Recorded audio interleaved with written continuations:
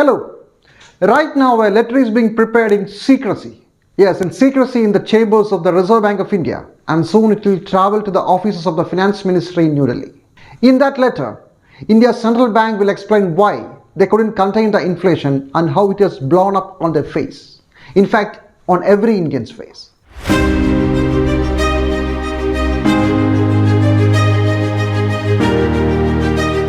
The country is reeling under huge price rises. For food items, it's devastating. And for many of the daily use products, it's postponement for a very long time. Don't blame it on the COVID alone. It started even before that.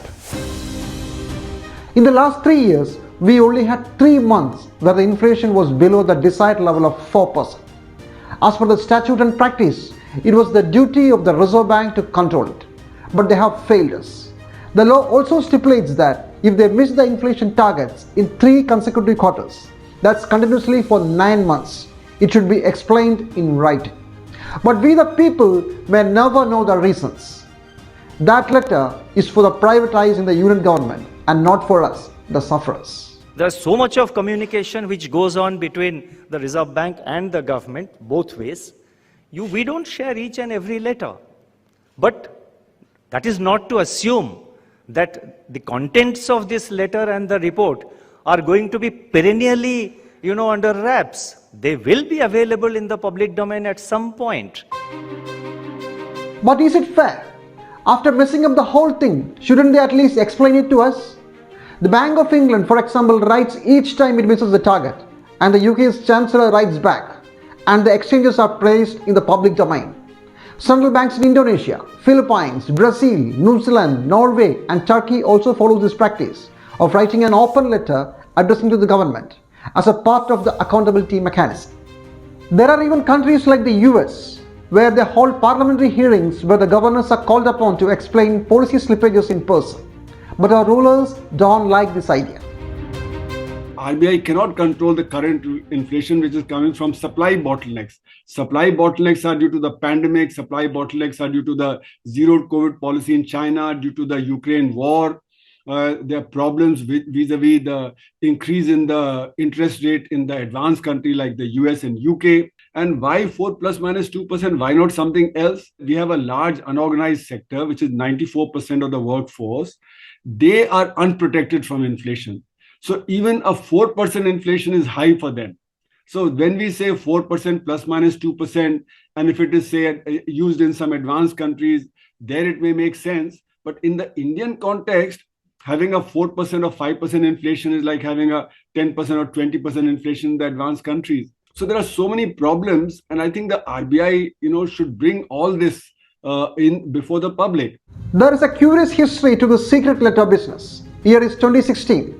Raghuram Rajan was the governor of Reserve Bank of India. A cold war was reportedly raging between him and the union government. The statute was amended and a set of rules was formulated to set up a monetary policy committee to oversee the inflation control measures. And it also fixed the inflation target at 4%, with a leeway of 2% on both sides. Means it should never go up beyond 6% or lower than 2%. Now I shall quote from a letter published by the news website Reporters Collective. This was written to Raghuram Rajan from the government. I'm not a person to vouch for its authenticity, but to my knowledge, it has been denied by any till date. The letter says that the governor must write to the government within 1 month of the failure to meet inflation target and also place the report in public domain. However, this provision, that is placing it in public domain, wasn't prescribed in the rules and has to be dealt with administratively. This is what the letter says. And you know who is the signatory to the letter? It's the Secretary of Economic Affairs, and the name is Shaktikant Das. Yes, the same Shaktikant Das. Now in his stint as RBI governor, he is overruling the spirit of the letter which he himself had written earlier. And why are the misadventures in controlling inflation preferred to be a secret? That's yet another interesting story. Economics explain that when the raw materials become more costly or the workers are paid more, the prices of a product goes up. Price can also go up when more people want the same product. This can happen when people have a lot of money. If the government lowers tax, it will create more income and increase demand for products. But eventually, the sellers sensing more demand will increase the price. There are other ways also. If banks have more money, it will be distributed as loans, and that will also hike consumption and later lead to inflation. So if people are provided with more money, economic activities will flourish, but will also cause inflation, which is rise in prices. And if people have less money, economic activities will slow down and prices fall. So inflation is a necessary evil for economic growth, but you have to keep it under control. This balancing act is what the central banks do in every country. They can't increase or decrease the income or tax of the people, but they can control the amount of money available in banks. Now to the India story. The year is 2019, the election year. The Indian economy was slowing down to below 4%. Predictably, the inflation was also low, just 2% in January, and up to August it was well in control. RBI reduced the repo rate by 0.35% or 35 basis points. Repo rate is the interest rate at which central bank of a country lends money to commercial banks. And less interest rate means banks can borrow more money at less expense, and they can offer this money to the public for less interest. So there will be more money in the society. Coming back to the story, after August, prices began to rise, breaching the 4% threshold. The Reserve Bank thought it was temporary due to food prices and expected it to ease later, but it didn't happen. Next year in 2020, India witnessed inflation rates rushing even higher in the first few months. It breached the 6% level also. The coronavirus had already started the dance of death in many countries at that time. Worldwide economic slowdown was incoming, and our central bank expected the easing of inflation pressures to follow. A logical conclusion. So to keep the economy afloat, the repo rate was again reduced by 75 basis points and another cut in May by 40 basis points. But it proved a miscalculation. Due to disruption in supply chains, goods and raw materials became scarce and inflation didn't climb down. 6.6% in April to June, and then rising even higher to 6.9% in July to September, then went above 7%. Inflation had breached the legal mandate of staying within 6% for the 3 consecutive quarters.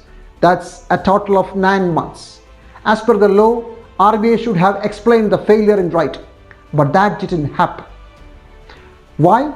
Because the union government came to the rescue, declared that the data of April to June quarter was not correct.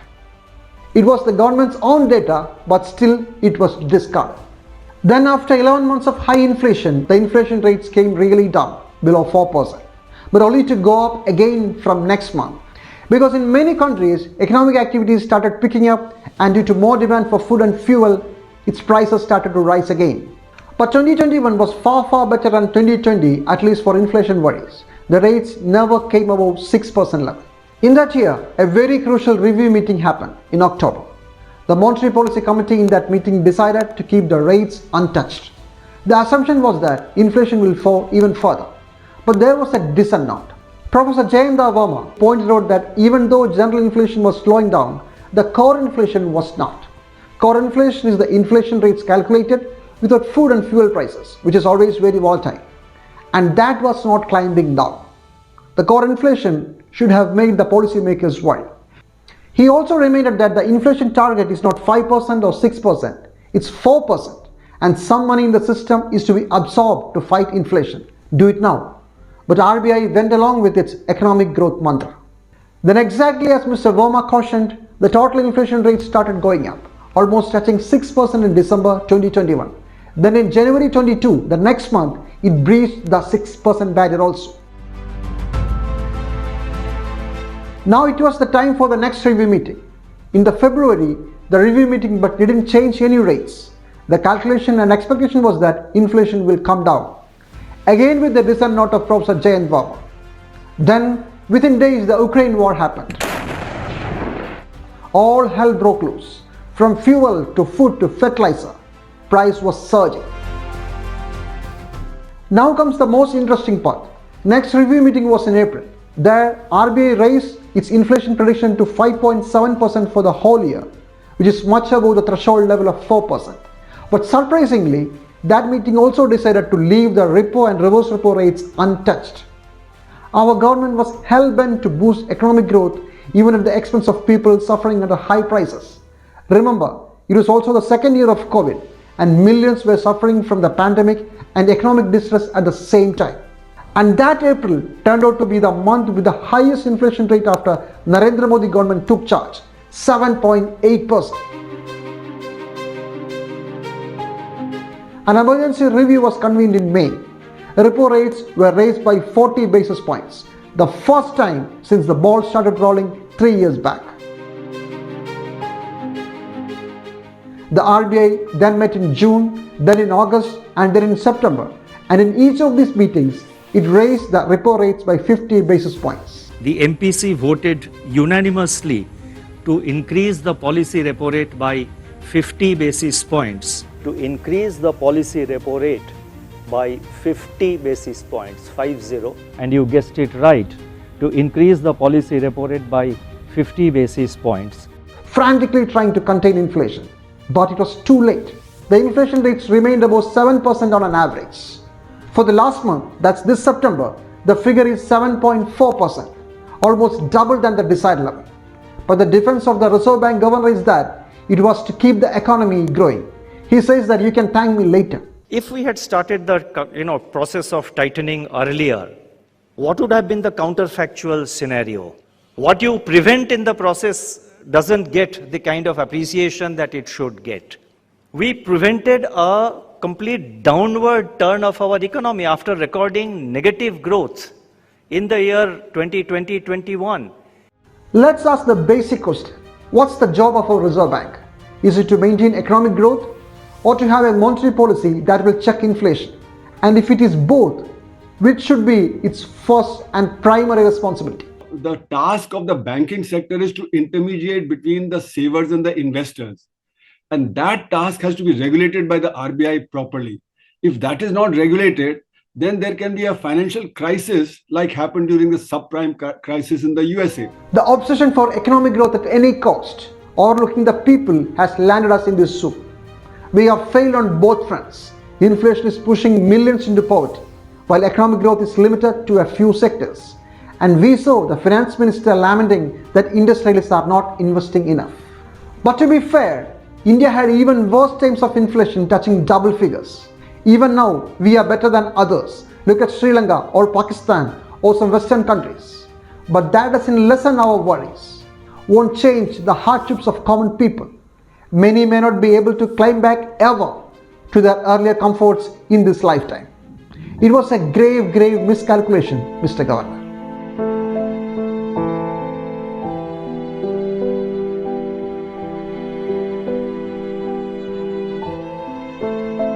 And let me also remind you that this is the anniversary of another grave misadventure.